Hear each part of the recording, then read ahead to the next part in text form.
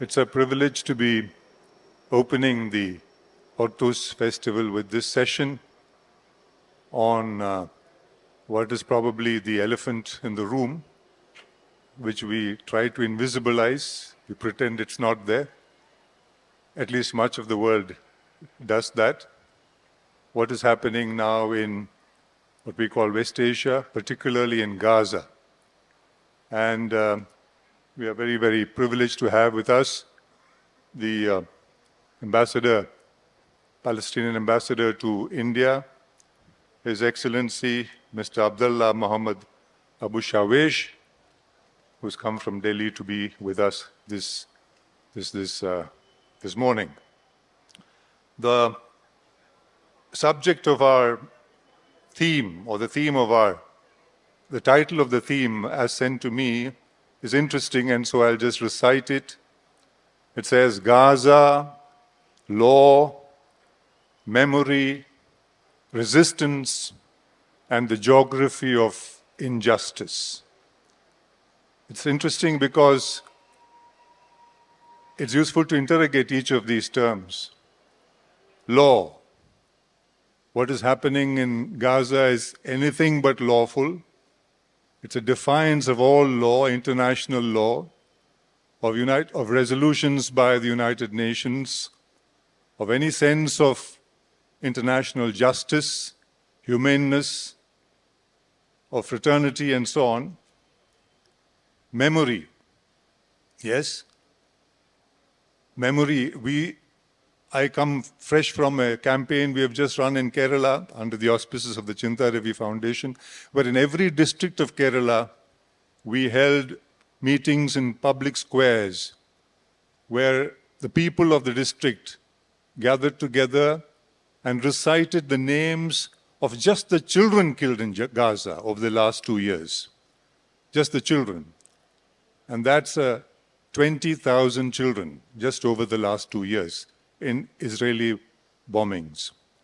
So in each district, 1,500 names, and we recited all the 20,000 names because memory is important. And what is happening in Gaza, and indeed in the West Bank and Golan Heights and the rest of Palestine, so to speak, will have to be reclaimed, will be remembered for a long time because injustice of this order hasn't happened, or happens it's few and far between in human civilization. And we have to redeem these children who are killed by remembering them. And therefore this campaign was called Names of Gaza. Because as Susan Sontag famously said, by forgetting you forsake, by remembering you redeem. It's important to redeem the people of Gaza, the inhabitants of Gaza, and that is why memory is so important. Resistance, of course, there's resistance. And resistance of decades of tyranny, of settler colonialism, of sanctions, of systematic brutality, of systematic starvation is the resistance. There is no apologizing for what happened on October 7th, 2023, because that was certainly an heinous act, if you like, by the Hamas. And yet, if you look at the long chronology, the larger canvas of what was happening in Palestine, there are those who would characterize that as resistance. There are those who would characterize that as terrorism. As paradoxically Peter Ustinov, of all people, put it, one man's terrorist is another man's freedom fighter. So resistance is very much one of the issues that we need to keep alive when we think of Gaza. And then the geography of injustice. Geography of injustice is what you're seeing, is a devastation that has taken place in Gaza. 87% of its economic worth has shrunk. 87% of its economy has shrunk. Gaza has been converted by and large into a vast swathe of debris with very few, what you would call buildings which you can recognize a place. When you come to Kochi, you know these are the landmarks. This is a place. Inhabitant of Gaza perhaps could not recognize Gaza because there's just rubble. And beneath those rubble lies thousands of people who are not in the number that I gave you. There are 70,000 Gazans who were killed over the last 2 years, just over the last 2 years. And that does not include those who have not been extricated from the rubble because it's just unknown. Those are run into the thousands, but there's no figure on them. So this is the scale of what has happened in Gaza. Since 1948, Palestine, the idea of Palestine has been facing this problem. Just before in the introduction to our session, the curator of the program of this festival, wonderful festival, said, we are looking at Spanish is a language theme of this festival because we're looking at a language beyond a nation. We have a situation here where we have a nation without a state in terms of geographical boundaries. So geography is important. And representing the idea of Palestine, the state of Palestine, the nation called Palestine, the aspiration that's called Palestine, the democratic aspiration that's called Palestine, we have with us today His Excellency, Mr. Mohammed Shawesh. He is not just representing a nation, he is also representing the idea of liberty, of fraternity, of freedom, of the right, of justice, which have all been thrown asunder, have all been thrown overboard in a huge conspiracy, almost an international conspiracy, which seeks to invisibilize this striving by a people for decades, for almost a century now. And therefore, with these words, I'm going to start asking His Excellency. On the October 10th, we have had what's called a ceasefire in Gaza. And yet, now the news is trickling down. Earlier, you had at least a daily idea of the killings. And it takes killings for you to be in the news. That's, of course, a paradox. But now we know that even since October 10th, from what I've read, 352 Gazans or Palestinians have been killed. Settler colonialism is virulent. There's settler colonialism, they're taking over land, they are killing people arbitrarily. Israel has not lifted sanctions, although there's a ceasefire. There's a trickle of food aid coming in at the whim and fancy of the Israeli government, of the Netanyahu government particularly. So how would you characterize the current situation, to begin with, of where we are at in Gaza, and also perhaps what is less, marginalized because Gaza is virulent cruelty at its, at its worst. What's happening in the West Bank and Golan Heights and all of that. Just a status kind of report. You would be privy to it far more than anybody else. Thank you so much indeed, and very good morning all. I should start by thanking, of course, Malayala, Manorama as one of the most important media institution in India for inviting me, of course, and for having me today, and for you in particular, my distinguished brother.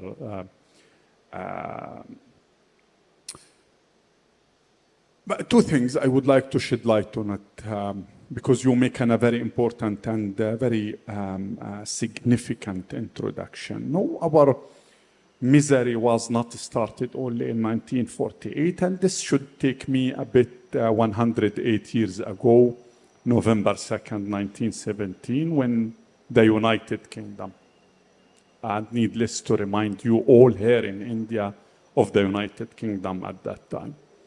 When the United Kingdom, with zero footprint at that time in our homeland, issued the notorious, despicable, ominous Balfour Declaration.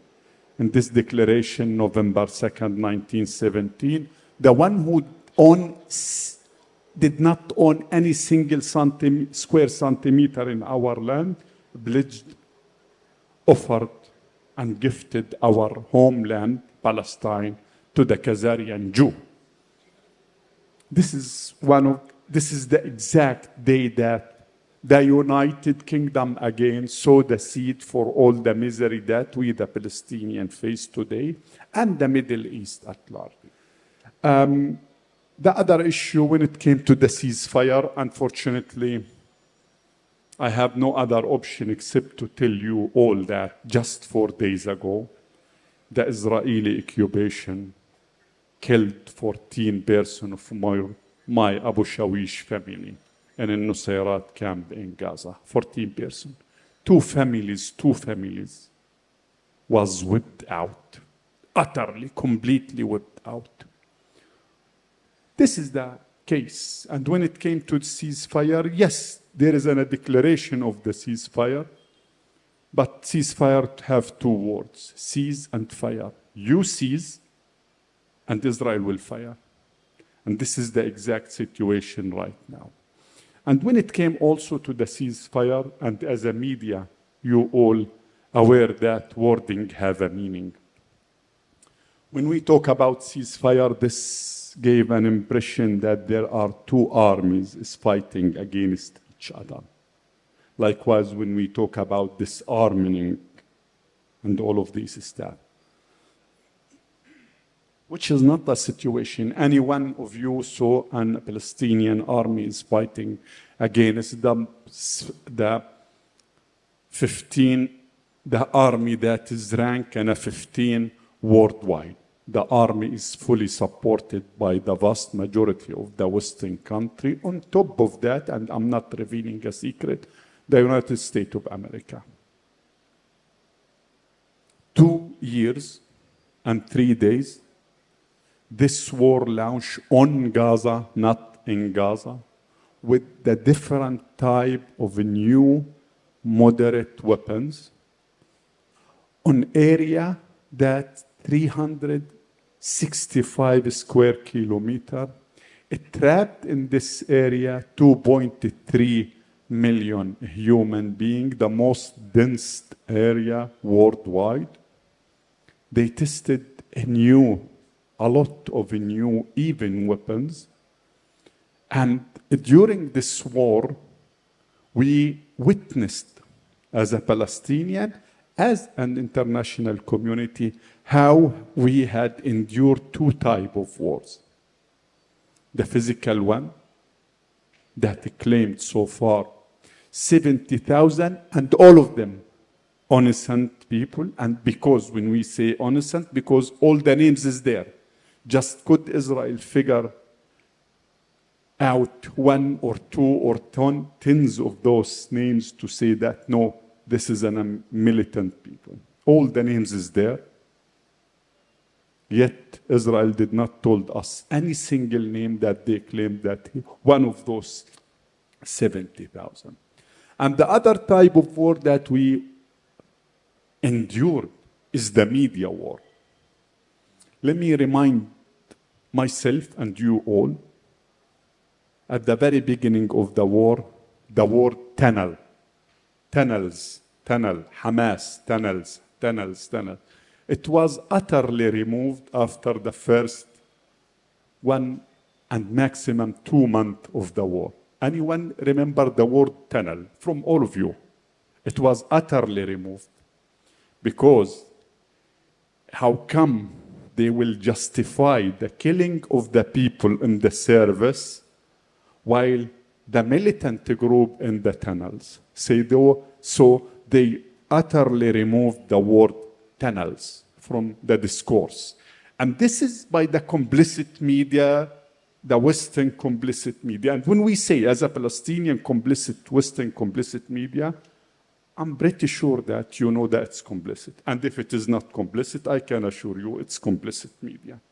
The main media giant, Western media, is complicit media. And this is not anti-Semitic for two reasons. It's fact. Second, I'm a Semitic person, so that no one can accuse me of being anti-Semitic. So to stress on that. The vast majority of the Western media is utterly, completely complicit and part of this war against the Palestinian people, not only during the last 2 years. It was there long time ago, even before the establishment of the State of Israel, when the main slogan that dominates the discourse in the West is land without people for people without land. Could you imagine? We, the Palestinian, was not existed in the Western media discourse at all. Land without people. So we are ghosts. We are not existed. For people without land. So this is the complicit media. Two types of war. The physical one that claimed more than 70,000 in a direct attack. But the consequence of the war, we are talking about more than 250,000 Palestinian homes died or will going to die in a few. Because the lack of the diabetes treatment, kidney failure treatment, cancer treatment is harvested already thousands of our souls, our innocent souls, and still harvesting money. With that, when it came to the war ceasefire, there is many things that yet was not declared. There is many secrets, which is not secrets for us as a Palestinian, but unfortunately it's very secret to the people from all around the world.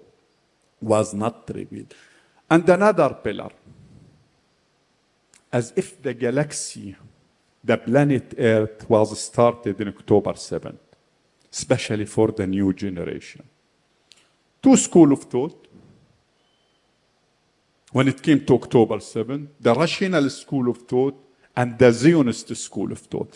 The Zionist school of thought, which is utterly, totally supported by the Western media, the Western countries, the vast majority of the Western countries, if not all of it, want us to believe that the planet Earth, the galaxy, was created on October 7th. October 6th, Friday, there is nothing.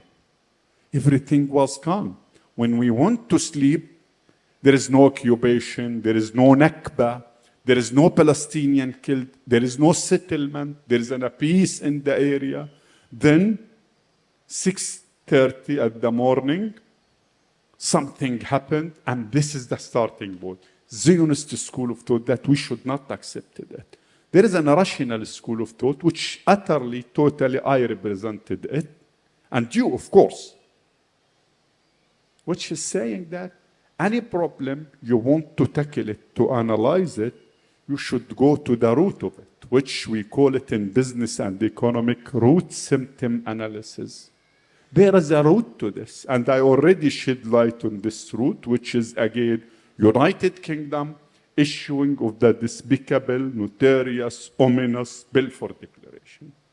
This is the root of the problem. But to say that it's only October 7th, yet we can say that anyone following this school of thought is already, his conscience was Zionized. And the Israeli or the Zionist movement, unfortunately, succeeded to Zionize the global consciousness.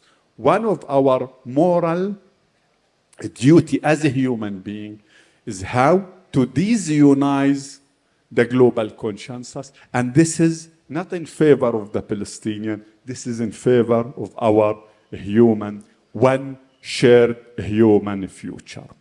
Much to say. Back to you, my distinguished brother. Thank you. Yes, you've raised two important points. How the media, much of the Western media, is complicit in this projection of this war and becoming apologists, almost defending Israel, with a few honorable exceptions. Of course, we are in a state, I think Kerala must be the only state in India where what has happened in Gaza becomes headlines on the front page. Not just Manorama, Mathrubhumi, most newspapers do that. So there is a resonance here in Kerala, perhaps more than in any other state in India, with what happens in Gaza, particularly the tragedy, the killings that have been perpetrated there. There's also the issue that in the Western media, you find of late a very, very orchestrated conflation, if you like, of anti-Zionism and anti-Semitism. Now, Zionism, we know, is a virulent colonial enterprise. I mean, Theodore Herzl's colonial Zionism meant you go and occupy land which is naturally owned or lived in by others and appropriate it for the idea of Israel, or for a state, or a statelet as they call it then, of Israel. Whereas anti-Semitism is what we saw happening in the Holocaust, under the Nazis. But today, in the Western press, you will find if you say something which is anti-Zionist, you are immediately dubbed anti-Semitic. I mean, it's similar to some extent where freedom fighters are dubbed terrorists, because then the whole discourse takes a different trajectory. Having said that, I want to ask you, nevertheless, what happened on October 7th, of course, has a long history, as you said. One has to look at it in the larger logical sequence. Nevertheless, what were they thinking when they went and did that? Obviously, a reprisal of this nature was to be expected. You would know that the state of Israel will come down heavy-handedly. The proportion is always against Palestine, because for some reason, and even the media have started to believe this, that one life, one Western life or one Israeli life is worth 100 or 1,000 Oriental lives, if you like, or Palestinian lives. For instance, if you look at the way the hostages were returned home, we hardly saw, except cursorily, hostages returning, Palestinian hostages who were returned, reuniting with their families. But you knew the name almost of each and every Israeli hostage who was returned. So there's a kind of individuation when it comes to one, and a kind of collectivization and anonymization and kind of whitewashing when it comes to the other, which is true. But was this bravado, was this a foolhardy act looking back? Wasn't this, of course, there were a lot of things happened because the Abraham Accords were happening. This, I think, managed to sidetrack that, I think derailed that. There was the issue of attracting attention and so on. What in your, I know you have a diplomat, you probably have to be diplomatic about this, but I have to ask you this devil's advocacy question. What was Hamas calculating when they did this? They obviously expected this or worse.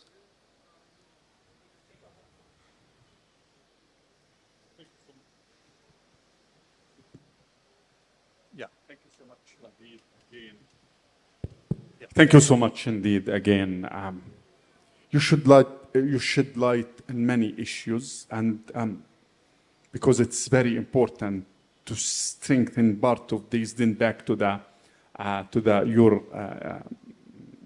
focal questions. When it came to anti-Zionism equal anti-Semitism, more than one issue. This is one of the exact embodiment of examples how did the media, the Western media, succeeded to Zionize the global consciousness. So anti-Semitic, all of you, me also, born to know that anti-Semitic mean anti-Jewish. Yes, yes. But any one of you just to raise his phone and to Google, who is the Semitic people? 7 races of the Semitic people. Canaani, I mean the Palestinian is Semitic people. Arab is the Semitic people. Amhara and Tigray in Ethiopia is Semitic people, Syrians and others, 7 races. One of them, of course, is the Hebrews. So when you claim that anti-Semitic, this means that anti the 7 races of the people. How come can I, as a Canaani, as a Palestinian, Arabic man, to be anti-Semitic? Absolutely, it's against the logic. By definition, against the logic. Then I should be accepting the Zionist movement, which oppressed me as a Palestinian, which occupied me, which destroyed my life. Otherwise, I will be anti-Semitic. How come?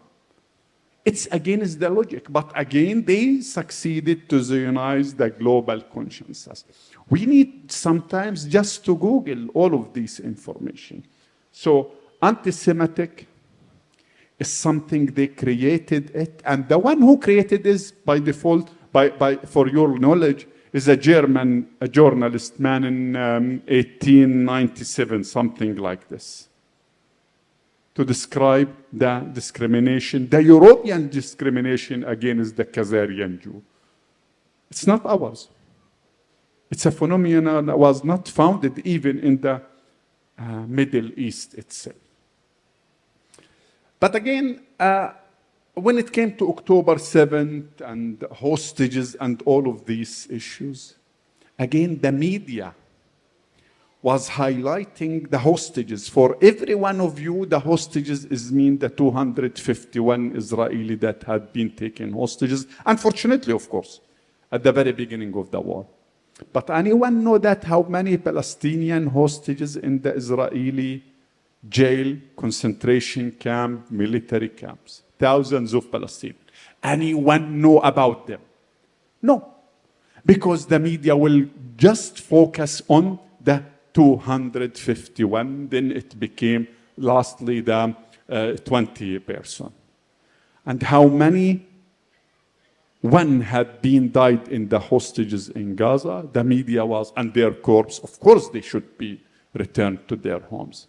But anyone know how many Palestinians killed during the last 2 years intentionally in the Israeli jails and in the Israeli concentration camp?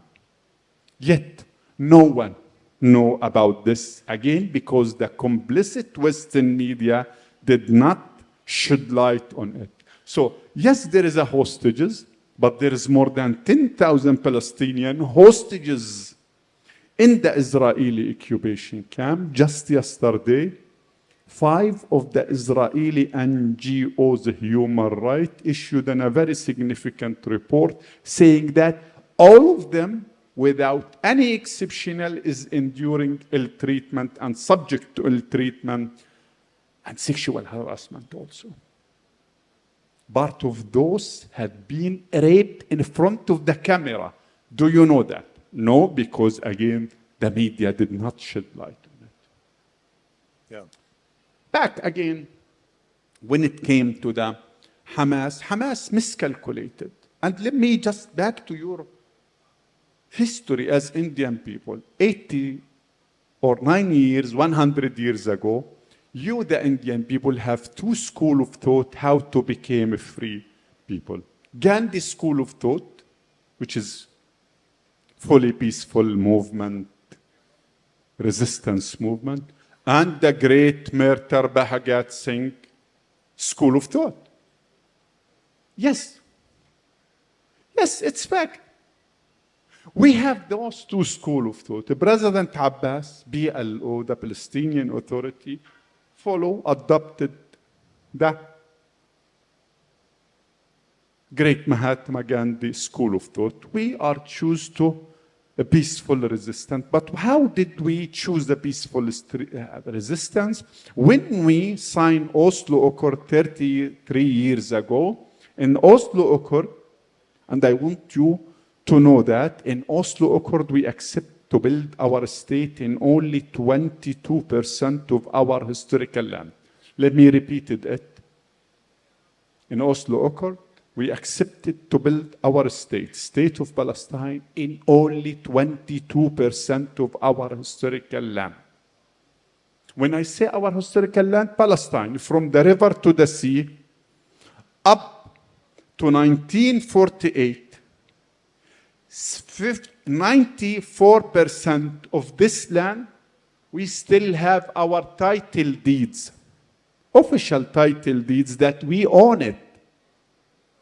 Israel up to date is managing and dealing with our property, our land in Israel, inside Israel, with specific law called absentee property law.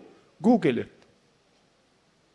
But we accept, for sake of peace, to build our state in only 22% of our historical land. What did Israel choose to do? Expanding the illegal Israeli settlement in the occupied West Bank. Killing of the Palestinian people. Adopting a lot of laws, all of these law is against the peace. When one of these law had been adopted is to say that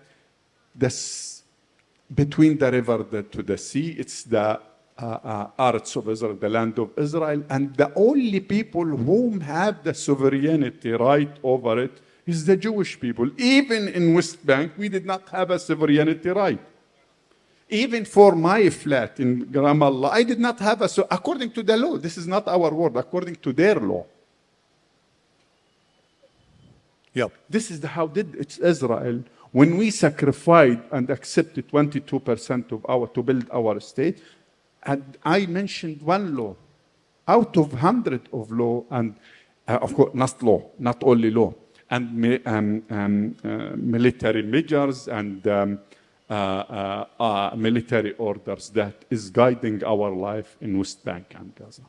But there was an interesting phenomenon in the course of the last 2 years. Although, as you said, and as we've all seen, the media were, looking at it, they were blindsided, or they decided to look only one way. There was what you call, traditionally we have spoken about the Arab street, but for the first time you saw the Western European street, the American streets coming alive with youth who were demonstrating against the war, including a number of Jews and Jewish students and youth. And I remember their slogan was, "Not in our name." You cannot kill children, women, men in our name, not in our name. But there was a crackdown, as you know, on these demonstrations and campuses. Trump's government went heavy-handedly after them. Big universities sometimes, often had to pay the price because they were seen as being complicit in fostering terrorism, as they would put it. Even in Europe, Germany, in France and other places, campuses were kind of pacified. They were asked to, they were brought to heel, so to speak. So it didn't develop into what I would call an anti-Vietnam War kind of movement. That happened very spontaneously. And in the context of Vietnam, we know that the streets, American streets, people pouring into the streets and rebelling against what's happening there, people coming back dead, did make a big impact. But this was kind of aborted. This process was aborted. So I would think that there is one good consequence of it, or one positive, not good, positive consequence. The other seems to be that more nations today have recognized Palestine, including European nations who were resisting recognizing Palestine. As we know, Canada, Australia, and many other nations have recognized Palestine formally, which seems to be a diplomatic scoring point in some ways. Given all this, where we are at now, how do you see President Trump's 20-point project for Palestine? In fact, what happened in Gaza is a kind of pacification, not a peace. It's a kind of coercive, bringing people to do what you want them to do. But do you see this 20-point program making a difference, or is it going to be institutionalized subjugation instead of subjugation through invasion and war? You shed light again in your introduction on two things, which I can conclude it. Is it Jewish versus or Muslim versus Jewish? This is not true. The vast majority of the Jewish people whom is right in behalf of the Palestinians, supporting the Palestinian question in America, is Jewish people. My very first ever boss in the Ministry of Planning and International Cooperation was a Jewish man. His name, the late, of course, Ilan Halevi. Ilan Halevi was the special representative of Yasser Arafat. When Yasser Arafat wanted to whisper something not written, he used to trust Ilan Halevi, the Jewish man, to go to. So absolutely, again, because they zionize the global consensus, many thinking that this is a Muslim versus Jewish. No. Absolutely no. The first ever one to smuggle weapons to Yasser Arafat to resist the Israeli occupation was a Christian archbishop, not only man, archbishop. So, and one of the most bloody and tough resistance movement against, military resistance movement against the Israeli occupation was established by George Habash, Christian Palestinians. And tens of examples that I can mention, but because we are short of time, just to back to your question, the 20-point, yeah, 20 point, Mr. Trump plan. Again, Nelson Mandela teach us something very important. We used to judge the people according to their behavior towards our struggle.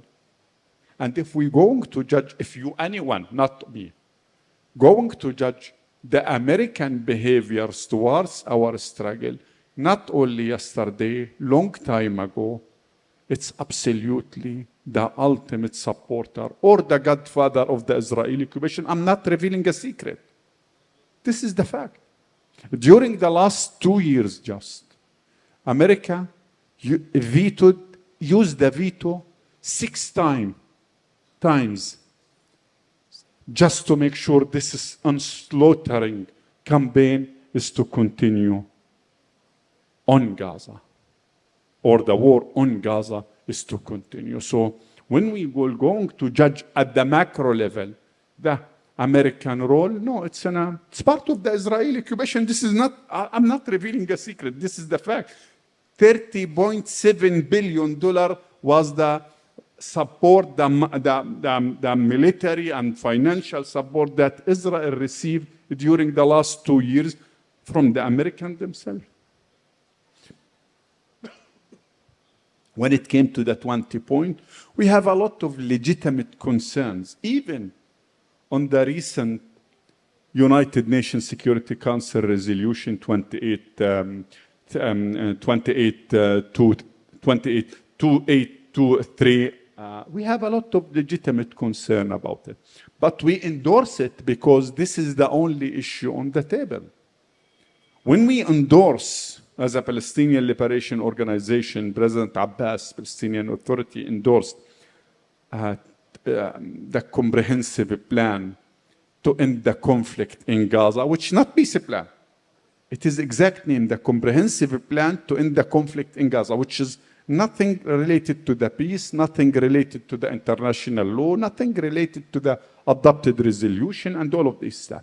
But we endorse it because this is the only thing on the table that might secure the stopping of the killing, the daily televised killing for the Palestinian people. This might be the only one on the table to secure that no more child, approximately 400 child died, and elderly person died because of hunger.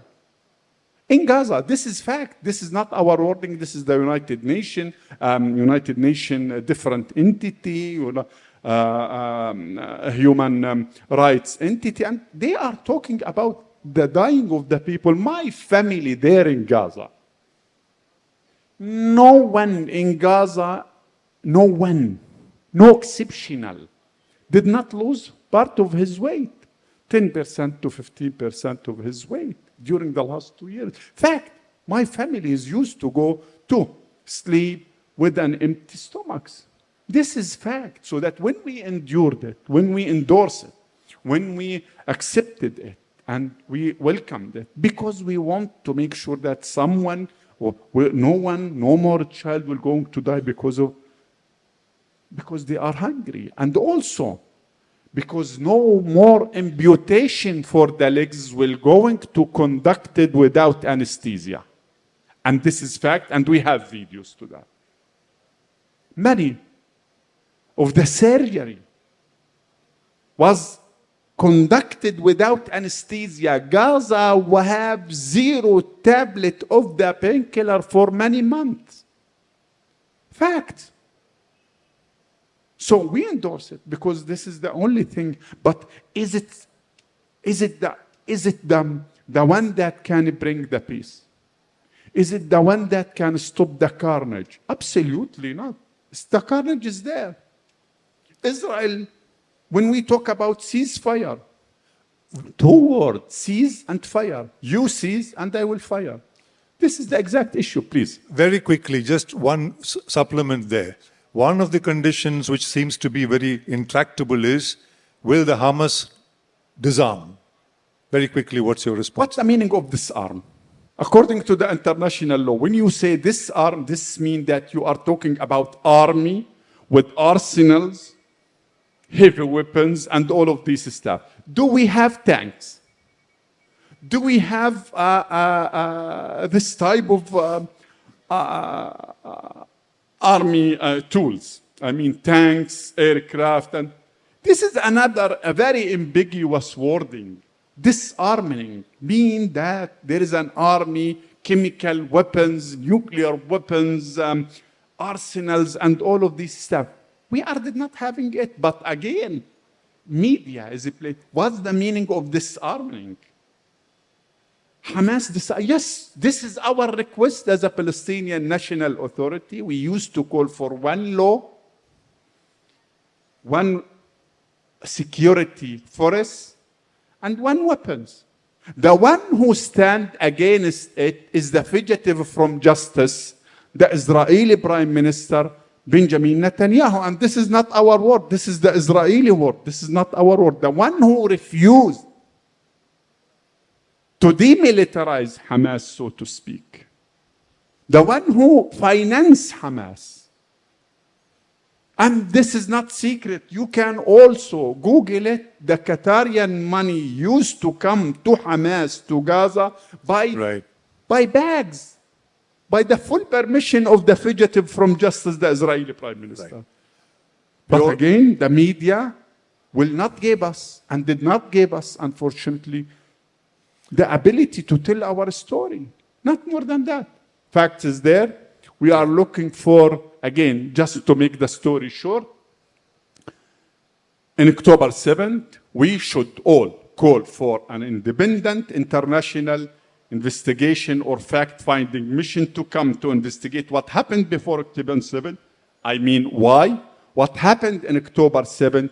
What happened after October 7th? And anyone conducted a war crime should be held accountable. Thank you so much. Thank you. I think we'll have to leave it there. And as the famous Palestinian national poet Mahmoud Darwish put it, my country is the joy of being in chains, a kiss sent in a post.